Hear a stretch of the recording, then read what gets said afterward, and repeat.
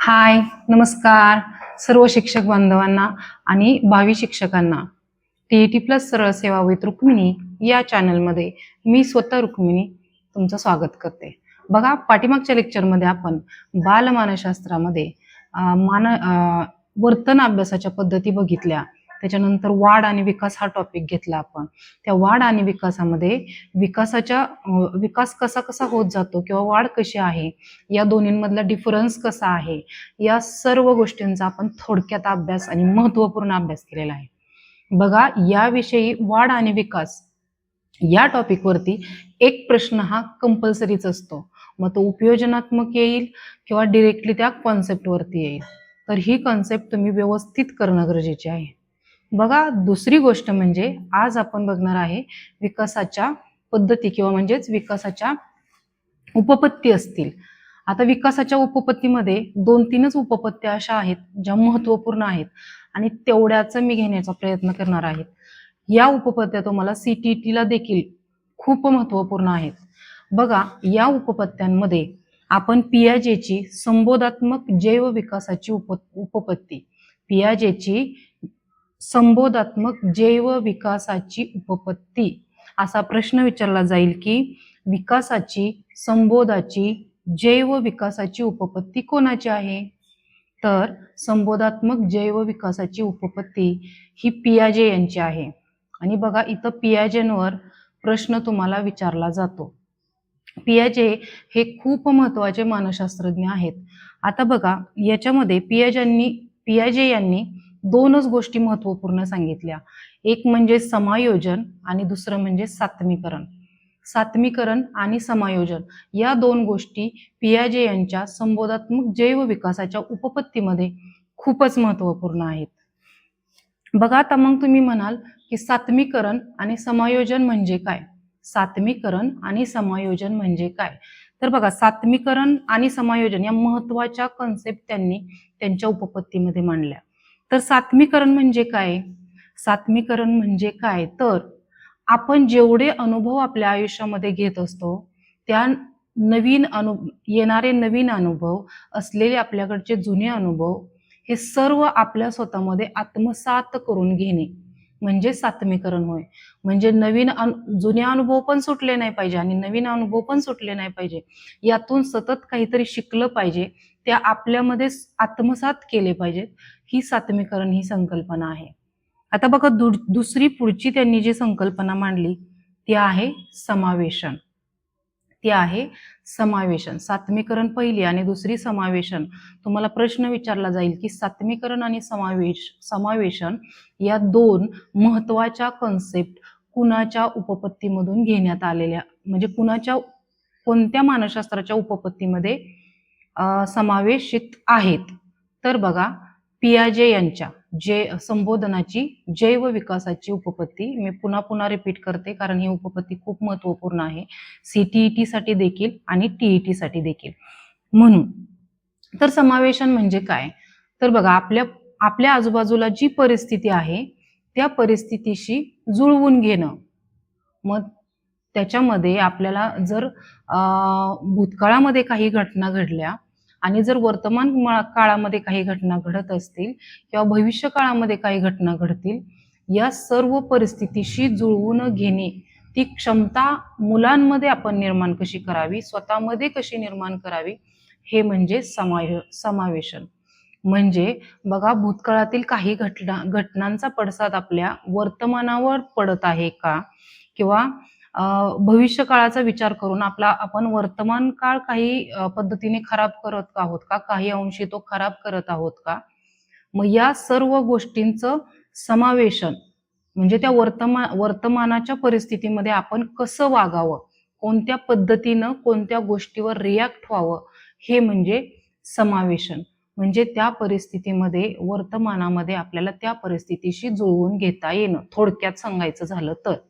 म्हणजे आता 2 कन्सेप्ट आपण बघितल्या पियाजे यांच्या संबोधात्मक जैव विकासाच्या उपपत्तीमध्ये. 2 कन्सेप्ट बघितल्या, एक सात्मीकरण आणि दुसरी समावेशन. सात्मीकरण म्हणजे काय? येणारे नवे अनुभव आपण स्वतःमध्ये आत्मसात करणे आणि त्यानुसार चालणं. तर समावेशन म्हणजे काय? आपल्या समोर जी परिस्थिती आहे, कोणत्याही प्रकारची परिस्थिती पुढे येऊ द्या, त्याला वर्तमानाचा आधार घेऊन त्या परिस्थितीशी जुळवून घेणे म्हणजे समावेशन. तर या दोन कन्सेप्ट आणि पियाजे यांची उपपत्तीचं नाव काय आहे, ह्या गोष्टी तुम्ही लक्षात ठेवणं गरजेचं आहे. अजूनही या उपपत्तीमध्ये खूप महत्वाच्या गोष्टी त्या बघणार आहे आपण. या विकासाच्या उपपत्तीमध्ये त्यांनी बाल विकासाच्या चार अवस्था मांडल्या. किती अवस्था मांडल्या? 4 अवस्था मांडल्या. CTT आणि TET यावर खूप प्रश्न विचारतात. त्या अवस्था आहेत त्यांचं हे विचारतात. काय विचारतात? म्हणजे 1, 2, 3, 4 नंबरची कोणती, 1 नंबरची कोणती, अशा सलग दिल्या जातात, उलटून सुलटून दिल्या जातात. मग तुम्ही त्याचा क्रमांक कोणता बरोबर आहे, 4 ऑप्शन देतात, उलटे सुलटे देतात आणि मग यातले 4 ऑप्शन मध्ये कोणता करेक्ट आहे असं विचारलं जातं. फॉर एक्झाम्पल, त्यांची पहिली जी अवस्था आहे बाल विकासाची ती संवेदनकारक अवस्था आहे. दुसरी आहे क्रियात्मक पूर्व अवस्था, तिसरी आहे मूर्त क्रियात्मक अवस्था आणि चौथी आहे औपचारिक क्रियात्मक अवस्था. मग 4 ऑप्शन देतात ते. हे एक सलग देतात आहे असे आणि बाकीचे 3 ऑप्शन हे अस्ताव्यस्त करून म्हणजे पुढचं मागं मागचं पुढं असं करून देत असतात. म्हणून आणि मग त्यातून आपण तो जो व्यवस्थित म्हणजे बरोबरचा ऑप्शन आहे तो आपण निवडायचा असतो. त्याच्यामुळे या विकासाच्या अवस्था आहेत पियाजेंच्या, त्या क्रमवार पद्धतीने तुम्ही लक्षात ठेवणं गरजेचं आहे. बघा, मी एवढा ट्रेस देऊन सांगते कारण जिथं प्रश्न येईल तिथं मी प्रत्येक गोष्ट ट्रेस देऊन सांगत असते. म्हणून तुम्हाला मी पुन्हा पुन्हा सांगते की पियाजेंच्या बाल विकासाच्या 4 पद्धती आहेत त्यांनी सांगितलेल्या संबोधात्मक जैव विकासाच्या उपपत्तीमध्ये. मग त्या विकासाच्या उपपत्तीमध्ये 4 अवस्था सांगितल्या. संवेदनकारक अवस्था सांगितली त्यांनी, क्रियात्मक पूर्व अवस्था सांगितली, त्याच्यानंतर मूर्त क्रियात्मक अवस्था सांगितली आणि शेवटची आहे औपचारिक क्रियात्मक अवस्था. या 4 अवस्था तुम्ही लक्षात ठेवणं गरजेचं आहे. आता आपली पहिली अवस्था बघूया, संवेदनकारक अवस्था. पियाजे यांच्या संबोधात्मक जैव विकासाच्या उपपत्तीमध्ये पहिली अवस्था आहे संवेदनकारक अवस्था. म्हणजे इथं बालक स्वतः नुकतीच त्यांना संवेदना होत असते प्रत्येक गोष्टीची, ती संवेदनकारक अवस्था आहे. तर ती संवेदनकारक अवस्थेचा कालावधी किती आहे? तर बघा, जन्मापासून ते 2 वर्षापर्यंत. बघा, आपण बघितलं होतं मागं एरिक्सनच्या विकासाच्या पद्धती बघितल्या आपण, त्याच्यामध्ये शैशव अवस्था आपण बघितली होती. तर त्या शैशव अवस्थामध्ये आपण शैशव अवस्था कुठं जाते? या कालखंडामध्ये जाते. म्हणजे शैशव अवस्था आपण 1 महिना ते 5 वर्षापर्यंत बघितली, पण पूर्व शैशव अवस्था ही होती ती 2 वर्षापर्यंत होती. मग पहिली जी पियाजेची जी पहिली संवेदनकारक अवस्था आहे ही कोणत्या याच्यामध्ये होईल? तर ती पूर्व शैशवावस्थामध्ये येईल. म्हणजे जी तुम्हाला शैशवावस्थामध्ये मी लक्षणं सांगितली किंवा वैशिष्ट्य सांगितली तर ती कुठं येतील? इथं संवेदनकारक अवस्थेमध्ये येतील. मग काय होतं या अवस्थेमध्ये? काय वैशिष्ट्य आहेत या संवेदनकारक अवस्थेची? तर बघा, याच्यामध्ये जे बालक आहे, जे आपले पाल्य आहे, ते काय करत असतात? तर अनुकरण करत असतात. आपल्या सभोवताली वागणाऱ्या लोकांचं अनुकरण असतं. घरातले लोक, आपली आई कशी वागते, बाबा कसे वागतात, आजी आजोबा काय करतात, त्याच्यानंतर आजूबाजूला जर लोक फिरत असतील तर ते कशा प्रकारे बोलतात, हे फक्त त्यांचं ऑब्झर्वेशन करून तसं अनुकरण करण्याचा ते लहान बालकं प्रयत्न करत असतात. म्हणजे या संवेदनकारक अवस्थेमध्ये अनुकरण हे खूप महत्वाचं वैशिष्ट्य आहे. आता बघा, वस्तूंचा संबोध म्हणजे या अवस्थेमध्ये बघा, या संवेदनकारक अवस्थेमध्ये या बालकांना फक्त वस्तू पाहिल्या की लगेचच त्या गोष्टीचा संबोध होत नाही, त्या गोष्टीचा बोध होत नाही. मग ते आपल्याला खूप सारे प्रश्न विचारण्याचा प्रयत्न करत असतात आणि त्या प्रश्नांचं उत्तर देणं आपण गरजेचं असतं. कारण ज्यावेळी आपण त्यांना त्या प्रश्नाचं उत्तर देत नाही त्याच्यानंतर तर त्यांच्या प्रश्नांची संख्या वाढतच असते, पण एक न्यूनगंड निर्माण होण्याची शक्यता असते की आपण जर इतकं प्रश्न विचारतो तर आपली आई किंवा आपले बाबा असतील, आजी आजोबा असतील, तर आपण जे प्रश्न विचारत आहोत त्याचं उत्तर आपल्याला मिळत नाही आणि तो छोट्याशा बालकामध्ये निर्माण झालेला न्यूनगंड आपल्याला आपल्या पुढील आयुष्यामध्ये तो घातक ठरू शकतो. म्हणून बघा, येथे कार्यकारण भाव असेल, वस्तूंचा संबोध असेल, हे आपण त्यावेळी त्यांना क्लिअर करणं गरजेचं असतं. म्हणजे बघा, एखादी जर गाय पाहिली तर गायीचे रंग ते लक्षात ठेवत असतात. मग आता त्यांना त्यावेळी गाय, बैल याच्यातला फरक समजत नाही. परंतु पांढऱ्या रंगाची गायच असते, काळ्या रंगाचा बैलच असतो. हे असं त्यांनी एखादी म्हणजे गाय पाहिली, त्यांनी जर ती पांढऱ्याच रंगाची पाहिली असेल, तर ते त्यांना असं वाटत असतं, की ही पांढऱ्या रंगाची दिसली तर ती गाय आहे. किंवा एखादा बैल जर त्यांनी काळ्या रंगाचाच पाहिला असेल, तर त्या 2 वर्षामध्ये त्यांना असं वाटत असतं, की काळ्या रंगाचा फक्त बैलच असू शकतो. मग हे संबोध आपण क्लिअर करणं गरजेचं आहे. त्यांना जे दिसतं त्या गोष्टींवर ते त्यांचं मत मांडतात आणि त्यातून त्यांचा संबोध क्लिअर होत असतो. तर त्या संबोधामध्ये मदत करणं हे आपली गरज असते. म्हणजे संवेदनकारक अवस्था ही कुठपर्यंत आहे? 2 वर्षापर्यंत.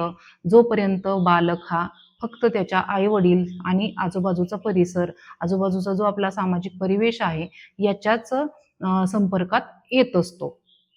आता बघा याच्यामध्ये खेळणं हे देखील खूप महत्वाचं वैशिष्ट्य आहे. त्याच्यानंतर भाषेचा विकास.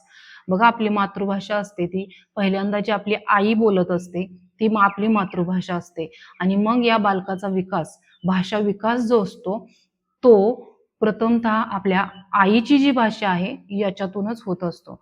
बघा मी म्हणजे सक्त या मताची आहे, की मुलांचं जे प्राथमिक शिक्षण आहे, ते आपल्या मातृभाषेतून व्हावं. तर याच्या पाठीमागचं तेच कारण आहे. जर समजा आपलं मूल अ, याच्यापर्यंत 5व्या वर्षापर्यंत जाईपर्यंत भेंडीला जर भेंडी म्हणत असेल आणि तो प्रायमरीला ज्यावेळी 6वं वर्ष कंप्लीट झाल्यावर नंतर त्याला तिथं गेल्यानंतर कळतं, की भेंडीला तर भेंडी बोलतच नाहीत. म्हणजे आपण जर घरात बटाट्याला बटाटा म्हणत असू, तर त्याला इंग्लिश मीडियमला गेल्यानंतर त्याचं एकदम हॅमरिंग होईल त्याचं, की आपण जे घरात शिकलो, आपण जे आजूबाजूच्या परिसरामध्ये शिकलो, ते तर इथं बोललंच जात नाही. म्हणून प्रायमरी शिक्षण निदान 1 ते 5चं शिक्षण तरी मराठी शाळेमध्ये होणं गरजेचं आहे. आपल्या आईच्या मातृभाषेतून ज्यावेळी ते बालक शिकेल, त्यावेळी त्याचे संबोध क्लिअर असतात. 5 वर्षापर्यंत त्यानं सगळं ऑब्झर्वेशन केलेलं असतं. कशाला काय म्हटलं जातं आणि तेच जर तो 1 ते 5ला ज्यावेळी प्रायमरीमध्ये डायरेक्टली तो इंग्लिश मीडियमला गेला, तर त्याच्या सर्व कन्सेप्ट उलट्या होतील. म्हणजे मी जे म्हणत होतो, मी जे बोलत होतो, ते चुकीचं होतं का काय? असा न्यूनगंड त्या बालकाच्या मनामध्ये निर्माण होऊ शकतो. म्हणूनसाठी बघा, ज्यावेळी आपण प्रायमरी शिक्षण देत असतो, त्यावेळी प्रत्येक पालकांनी विचार केला पाहिजे, की आपलं मूल मातृभाषेतून शिकावं. आणि मराठी आपली मायबोली आहे. तिचा आपण इतका अभिजात भाषेचा दर्जा 3 ऑक्टोबर 2024ला प्राप्त झाला. म्हणून आपण किती तिचा गोडवा गातोय, किती काय करतोय. पण एकीकडे काय होतंय, तर प्रायमरी शिक्षण मागं पडत चाललंय. मराठी शिक्षण आपलं मागं पडत चाललंय का काय असा एक भास नाही, एक खरी गोष्ट जरी म्हटलं तरी चालेल, निर्माण होत आहे. मग हा पेच आपल्या मराठी भाषेमध्ये का? तर आपण पालक म्हणून काय चुकतोय का याकडे देखील लक्ष देणं गरजेचं आहे. आपल्या बालकावर आपण इतकं त्याला स्वज्वळ, स्वतंत्र वातावरणामध्ये वाढवलेल्या बालकाला तुम्ही एकदमच त्याच्या पूर्ण कॉन्सेप्टच चेंज करून टाकताय प्राथमिकला इंग्लिश मीडियमला टाकून. तर बघा झेडपीमध्ये तुमचा मुलगा 1 ते 5ला मराठी मीडियममधून शिकू द्या. तो आपोआप स्वतःमध्ये ग्रोथ करतो. 5वी नंतर तुम्ही टाका. हो, ती काळाची गरज आहे इंग्रजी शिकणं, परंतु 5वी पर्यंत आपल्या पाल्याला मराठीमधून शिक्षण द्या. बघा पुढचा आहे क्रियात्मक पूर्व अवस्था. या अवस्थेचा कालावधी किती आहे? तर 2 ते 7 वर्ष हा क्रियात्मक पूर्व अवस्थेचा कालावधी आहे. 2 ते 7 वर्ष. बघा 6 वर्षानंतर बालक शाळेत जातं. त्याच्या अगोदरचा आणि शाळेत गेल्यानंतरचा असा एक मिळून कालावधी क्रियात्मक पूर्व अवस्थेचा कालावधी आहे 2 ते 7 वर्ष. बघा 2 वर्षापर्यंत बालकाच्या संबोध जो असतो तो क्लिअर नसतो. परंतु या क्रियात्मक पूर्व अवस्थेमध्ये संबोध जो आहे तो क्लिअर व्हायला सुरुवात झालेली असते. तो त्याच्या अनुभवातून तो संबोध क्लिअर करायला बघतो. म्हणजे गायी म्हणजे प्रत्येक रंगाची गायी असू शकते असा त्याला एक अंदाज येऊन जातो. म्हणजे या क्रियात्मक पूर्व अवस्थेमध्ये बालकाला संबोध हे स्पष्ट दिसू लागतात. दुसरा आहे अवबोध आणि प्रत्यक्ष ज्ञान, आत्मकेंद्रितता आणि अवधान केंद्रीकरण म्हणजे क्रियात्मक पूर्व अवस्थेमध्ये बालक प्रत्येक गोष्टीवर अवधान करू शकतं. आपल्या दृष्टिकोनातून किंवा आपल्या याच्यामध्ये तो एखाद्या गोष्टीवर कोणत्या पद्धतीनं अवधान केंद्रीकरण केलं पाहिजे, म्हणजे तो त्याचं जे अवधान आहे 2 वर्षापर्यंतचे जे अवधान आहे, तिथं बालक एकाच गोष्टीवर अवधान केंद्रित करू शकत नाही. परंतु या क्रियात्मक पूर्व अवस्थेमध्ये बालक हे अवधान केंद्रित करू शकतं. त्याला जर एखादी गोष्ट आवडली आणि त्याच्या बाजूला दुसरी गोष्ट चालली तरी देखील ते बालक त्याच गोष्टीवर जी त्याला आवडीची आहे तिथंच ते काय करत असतं, केंद्रित करत असतं. त्याच्यानंतर या बालकांमध्ये आत्मकेंद्रितता जास्त असते. म्हणजे असं का तुम्ही म्हणाल मॅडम? तर बघा, आत्मकेंद्रितता म्हणजे काय? एखाद्या बालकाकडे एखादं खेळणं आहे, तर त्याच्या बाजूला दुसरं बालक जरी खेळत असेल तरी ते शेअर करत नाही. कारण ते त्याचं स्वतःचं असतं. त्याला एक आत्मभाव असतो त्याचा, की हे माझं आहे, हे मी दुसऱ्याला देऊ शकत नाही. हा एक आत्मभाव त्याच्या मनामध्ये असतो. ही आत्मकेंद्रितता असते, की मी बोलतोय हे खरंच आहे, असं एक आत्मकेंद्रितता त्यांच्याकडे असते. आता पुढे बघा आहे तिसरी मूर्त क्रियात्मक अवस्था. मूर्त क्रियात्मक अवस्था ही 7 ते 12 इथपर्यंत असते. 7 वर्ष ते 12 वर्ष इथपर्यंत मूर्त क्रियात्मक अवस्था असते. मूर्त म्हणजे काय? तर अशा गोष्टी ज्याचा आपण म्हणजे ज्याला आपण मूर्त वस्तू म्हणजे ज्याला आपण हात लावू शकतो, जिच्याबद्दल आपण समोरासमोर बोलू शकतो, जी दिसत आहे आणि तिच्याबद्दल आपण बोलतोय, ती मूर्त अवस्था. म्हणजे त्याचं ज्ञान हे आपल्याला दिसण्यातून होत आहे. तिचं ज्ञान आपल्याला एखादी वस्तू स्पष्ट दिसत आहे, त्या वस्तूबद्दल बोलत आहे, तिला आपण टच करू शकत आहे, अशी मूर्त असणारी मूर्त अवस्था. बघा, वर्गीकरण, क्रमसंबंध, आकार, मूर्त बाबींची ओळख आणि निष्कर्ष काढणं. मग या अशा गोष्टींमधून त्या मूर्त अवस्थेचा काय होत असतो, त्यांचा विकास होत असतो. आता चौथी आहे औपचारिक क्रियात्मक अवस्था. औपचारिक क्रियात्मक अवस्था ही 12 ते 16 वर्ष आहे. औपचारिक क्रियात्मक अवस्था ही 12 ते 16 वर्ष आहे. तर बघा, ही अवस्था आपली कुमार अवस्थेमध्ये म्हणजे कुमार अवस्थेचा जो कालखंड आहे तो इथं औपचारिक कालखंड आहे, औपचारिक क्रियात्मक कालखंड आहे. आता इथं बघा, मुलांचं काय झालेलं असतं, तर मूर्त अवस्थेतून ते अमूर्त अवस्थेमध्ये त्यांचं पदार्पण झालेलं असतं. म्हणजे ते अमूर्त गोष्टींबद्दल, म्हणजे ज्याला आपण हात लावू शकत नाही, जिच्याविषयी आपण बोलू शकत नाही किंवा अशा गोष्टी ज्या आपल्याला स्पष्टपणे दिसत नाहीत, अशा गोष्टींबद्दल ते विचार करू लागतात. म्हणजे कल्पनाशक्तीच्या जगामध्ये ते वावरू लागतात, की एखाद्या गोष्टीविषयी हे जर असं झालं तर ते कसं होईल, ते कसं करता येईल, मी जर अभ्यास केला तर पुढे कसं होईल किंवा मला किती टक्केवारी पडेल किंवा ते कोणत्या पद्धतीनं मला अभ्यास करावा लागेल, ते कल्पनेच्या जगामध्ये रम्य होण्याचा प्रयत्न करत असतात. अमूर्त गोष्टींचं त्यांना ज्ञान होऊ लागतं. म्हणजे स्वर्ग असेल तर तो कसा दिसेल किंवा कसा असेल याच्या ज्या कल्पना आहेत तो करू लागतो. कुमार अवस्था आहे ती, कुमार अवस्थेचा कालखंड आहे औपचारिक क्रियात्मक अवस्था. आणि याच्यामध्ये ते स्वतः समस्या निराकरण करण्याचा प्रयत्न करतात. म्हणजे ती कॅपॅसिटी त्यांच्याकडे ती क्षमता येत असते. कुमार अवस्थेमधला बालक हे कुमार अवस्थेमध्ये मी का तुम्हाला सांगत आहे ही अवस्था औपचारिक क्रियात्मक अवस्था, तर बघा, तुम्हाला सोपं जावं, म्हणजे मागच्या लेक्चरमध्ये आपण ह्या विकासाच्या अवस्था बघितल्या, तर त्या सोपं जाण्यासाठी मी इथं त्याचा रेफरन्स घेत आहे. कारण आता औपचारिक क्रियात्मक अवस्था म्हणजे काय, तर तुम्हाला परीक्षा वेळी जर असा प्रश्न आला तर तुम्ही कुमार अवस्थेची वैशिष्ट्ये ध्यानात ठेवली असली तर तुम्हाला औपचारिक क्रियात्मक अवस्थेची वैशिष्ट्ये लक्षात ठेवणं अवघड जाणार नाही. आणि असाच 2 गोष्टींची सांगड घालून जर तुम्ही मानसशास्त्राचा अभ्यास केला तरच तो तुम्हाला सोपा जाईल. मानसशास्त्र जाणाऱ्याला खूप अवघड जातं, परंतु तो कोणत्या पद्धतीने आपण समजून घेतोय हे देखील महत्वाचं आहे.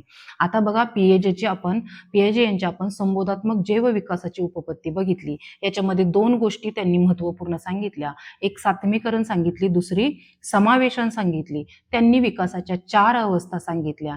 या 4 अवस्थांमध्ये त्यांनी पहिली अवस्था सांगितली संवेदनकारक अवस्था, जी जन्मापासून 2 वर्षापर्यंत असते.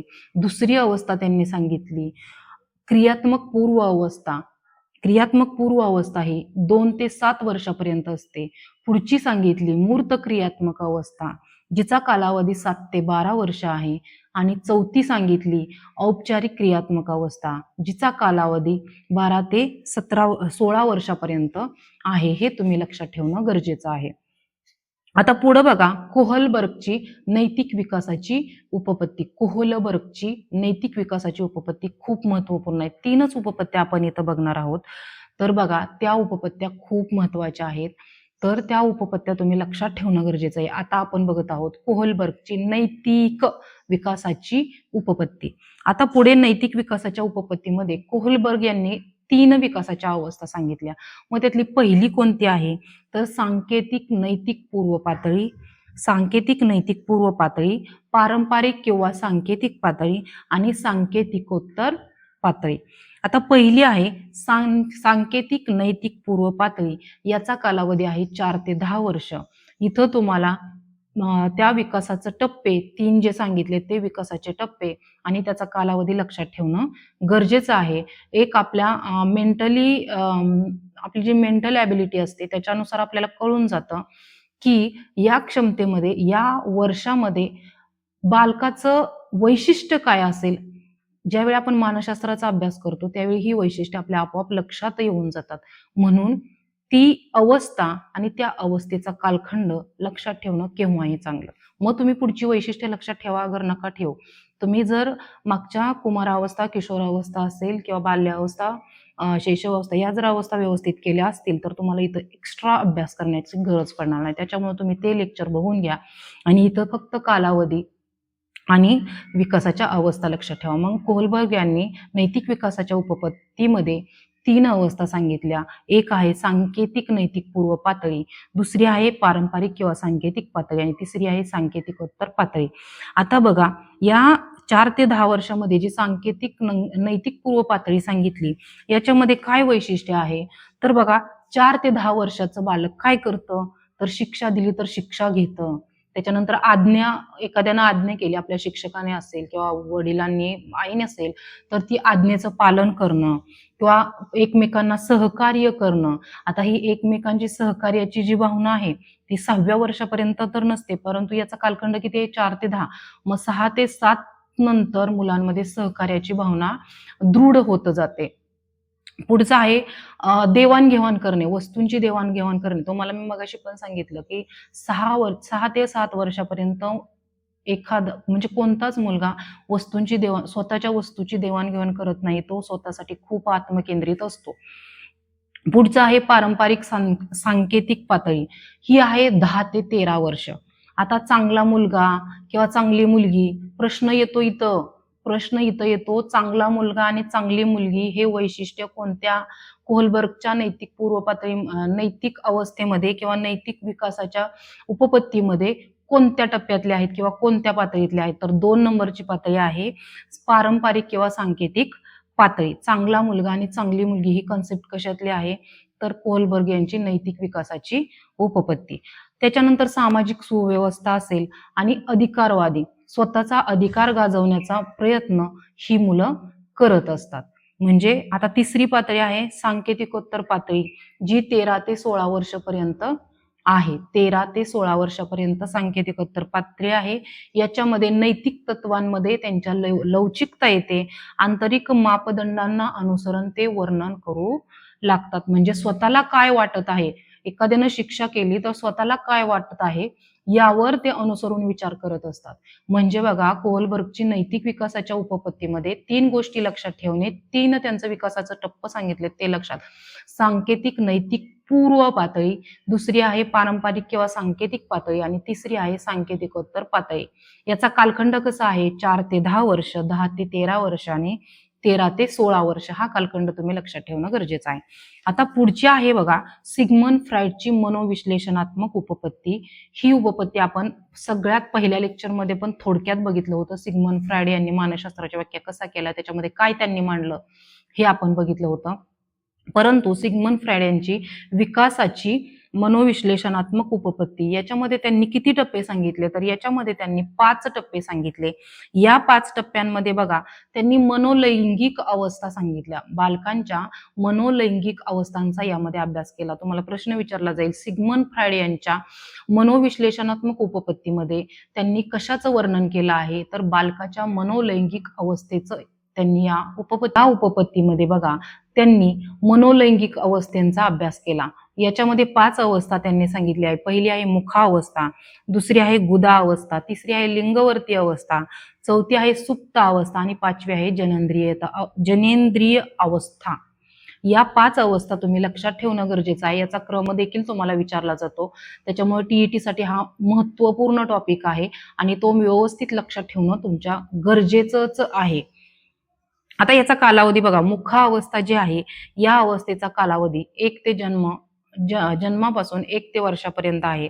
तर याचं वैशिष्ट्य काय आहे, तर तोंडाद्वारे स्तनपानातून सुखानुभव घेणे आणि निष्क्रिय परावलंबन म्हणजे कोणतीही क्रिया न करणं आणि ते आपल्या आईवर कसं डिपेंड आहे, ते इतरांवर कसं अवलंबून आहे, ही जी वैशिष्ट्ये आहेत ती या मुखावस्थेमध्ये असतात, ज्याचा कालखंड म्हणजे जन्मापासून 1 वर्षापर्यंत आहे. पुढचं आहे गुदा अवस्था, जे 1 ते 3 वर्षापर्यंत असतं. याच्यामध्ये त्यांचं मलमूत्र विसर्जनावर नियंत्रण येण्याचा प्रयत्न म्हणजे नियंत्रण येत असतं आणि त्यांच्यामध्ये थोडीफार नकारात्मकता या बालकांमध्ये असते. ही वैशिष्ट्य तुम्ही लक्षात ठेवणं गरजेचं आहे. पुढचं बघा, लिंगवर्ती अवस्था आहे जी 3 ते 5 वर्षापर्यंत असते. याच्यामध्ये काय आहे, तर प्रेम भावना विरुद्ध लिंगी पालकाबाबत अधिक.